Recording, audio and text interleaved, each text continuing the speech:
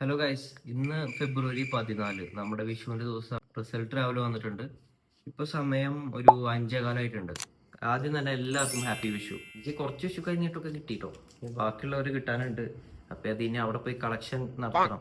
അപ്പൊ ഞാൻ മാർച്ചിൽ എഴുതിയ എക്സാം എന്ന് പറയുന്നത് ഓഡിറ്റ് ആൻഡ് അഷുറൻസ് ആണ്. രാവിലെ എഴുന്നേറ്റു, വിഷുക്കണിയൊക്കെ കണ്ടു, കൈനീട്ടൊക്കെ വാങ്ങി റിസൾട്ട് നോക്കിയപ്പോൾ ഞാൻ നിങ്ങൾക്ക് കാണിച്ചു തരാം എത്ര മാർക്ക് കാര്യങ്ങളൊക്കെ.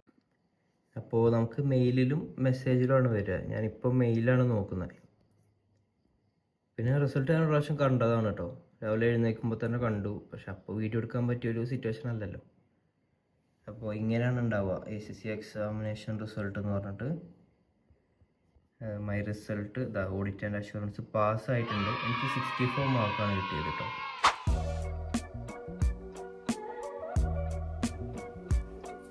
അമ്മേ, റിസൾട്ടിൽ എന്താണ്, സാറ്റിസ്ഫൈഡ് ആണോ? സാറ്റിസ്ഫൈഡ് ആണ്. ഹാപ്പി ആണോ? ഹാപ്പിയാണ്. അത് കേട്ടാ മതി. പക്ഷെ എന്തെങ്കിലും കൂടുതലായിട്ട് എന്തെങ്കിലും പറയൂ? കൂടുതലായിട്ട് പറഞ്ഞാൽ സച്ചു നല്ല ഹാർഡ് വർക്കിംഗ് ആണ്. അത് അങ്ങനത്തെ ഒന്നും പറയണ്ട. അപ്പൊ നമുക്ക് പായസം ഇറക്കാം. റിയാക്ഷൻ കേട്ടില്ല, ഹാപ്പിയാണ്, അത് മതി. ഓക്കെ.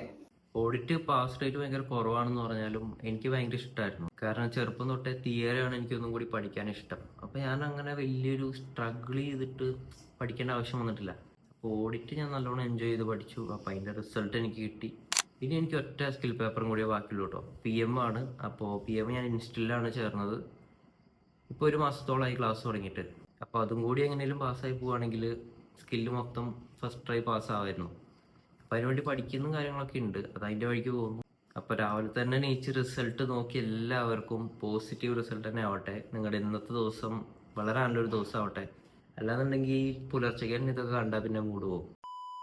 ഇനിയിപ്പോൾ ഞാൻ ഓഡിറ്റ് ആൻഡ് അഷുറൻസിൽ എങ്ങനെയാണ് നമുക്ക് പാസ്സാവാൻ പറ്റുക, അത്യാവശ്യം മാർക്ക് എങ്ങനെ വാങ്ങുക എന്നുള്ളതിനെ പറ്റി ഒരു വീഡിയോ ചെയ്യാം. അപ്പോൾ നിങ്ങൾ ഇതുവരെ ചാനൽ സബ്സ്ക്രൈബ് ചെയ്തിട്ടില്ലെങ്കിൽ ചാനൽ സബ്സ്ക്രൈബ് ചെയ്യുക, ഒപ്പം വീഡിയോ ഒന്ന് ലൈക്ക് ചെയ്യുക. അതേപോലെ എൻ്റെ കൂടെ 2 പേര് എക്സാം എഴുതിയിരുന്നല്ലോ, അതിൽ ഒരാൾ പാസ്സായി 51-ന്, ഒരാൾ ഫെയിലായി 36-ന്.